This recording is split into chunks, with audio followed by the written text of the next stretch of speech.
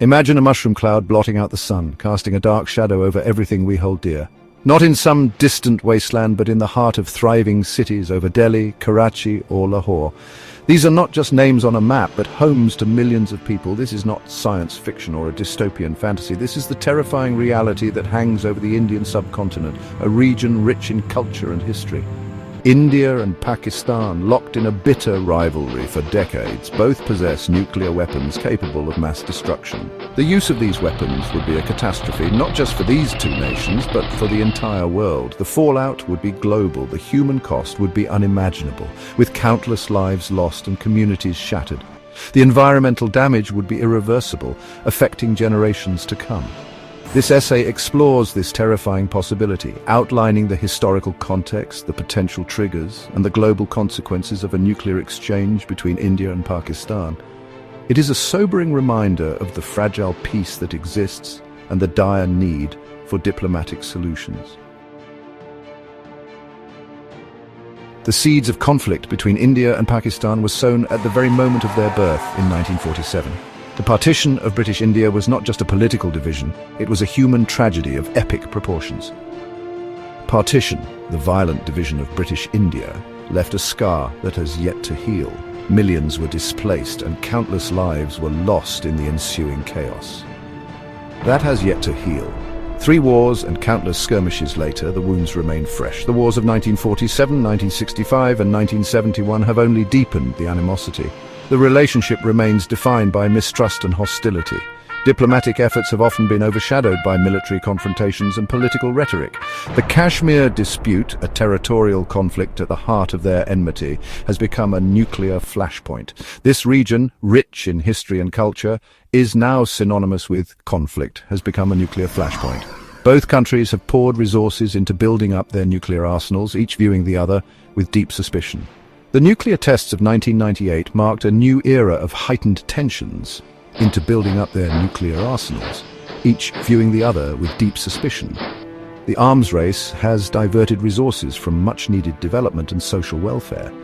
This dangerous cocktail of historical grievances and nuclear weapons makes the subcontinent one of the most volatile regions on Earth. The international community watches with bated breath, hoping for peace but preparing for the worst.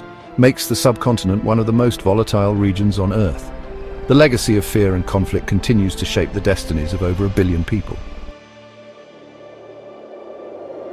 India, professing a commitment to peace, adheres to a no-first-use doctrine.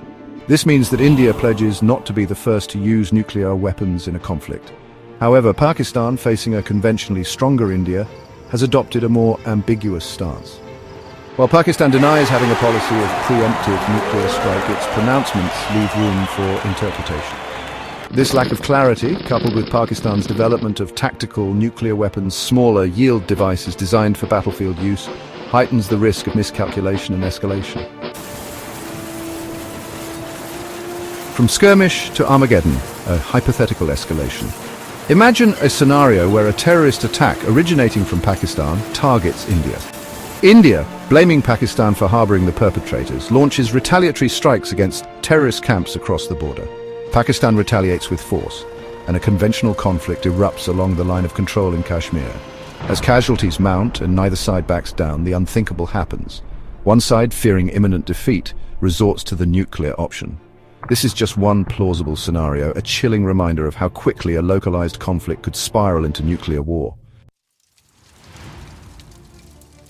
Cities in cinders, the immediate aftermath. The immediate impact of nuclear detonations in major cities like Delhi, Mumbai, Karachi or Islamabad would be catastrophic. Millions would perish instantly in a blinding flash and searing heat.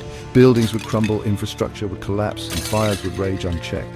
Those who survived the initial blast would face radiation sickness, a slow and agonizing death. Hospitals, overwhelmed and ill-equipped to handle the scale of the disaster, would be reduced to rubble. The lucky ones would be those who died instantly. A global shudder fallout and a long winter. The horrors, however, would not be confined to the subcontinent.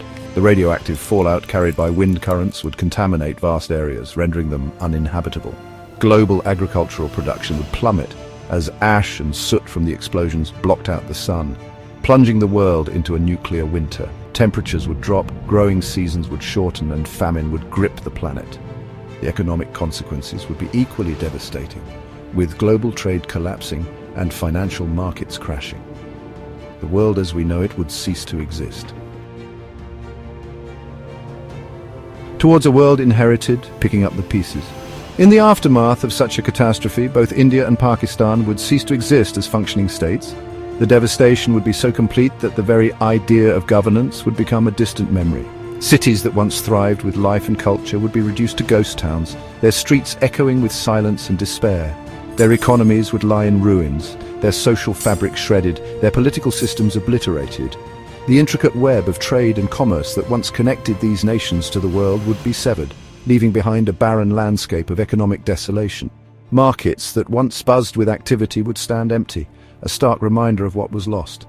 The international order would be irrevocably altered, with the very foundations of global security shaken. The ripple effects of such a conflict would be felt far beyond the borders of South Asia, destabilizing regions and economies across the globe. International landmarks, symbols of human achievement, would stand in disrepair, reflecting a world grappling with unprecedented chaos. The spectre of nuclear war, once a distant threat, would become a stark reality, forever altering humanity's perception of its own mortality. The haunting image of mushroom clouds would be etched into the collective memory, a grim reminder of the destructive power humanity holds. Fear would permeate every corner of the globe as the threat of annihilation becomes a part of daily life. The question then wouldn't be about victory or defeat, but about what kind of world, if any, would rise from the ashes. In the midst of this desolation, small signs of hope would emerge. A plant growing through cracked ground, communities coming together to rebuild. These would be the new symbols of resilience and survival. The human spirit, though battered, would strive to find a way forward. The possibility of a nuclear war between India and Pakistan is not a hypothetical exercise. It is a grim reality that looms over the subcontinent, a consequence of historical tensions and unresolved conflicts. The border, once a line on a map, has become a flashpoint of military tension, with soldiers on constant alert and protesters demanding peace. It is a clear and present danger, a consequence of decades of animosity and the proliferation of weapons of mass destruction.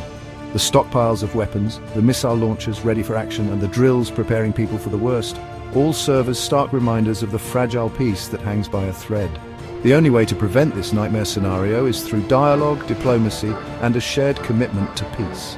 International leaders must come together not just in times of crisis, but consistently to build bridges of understanding and cooperation.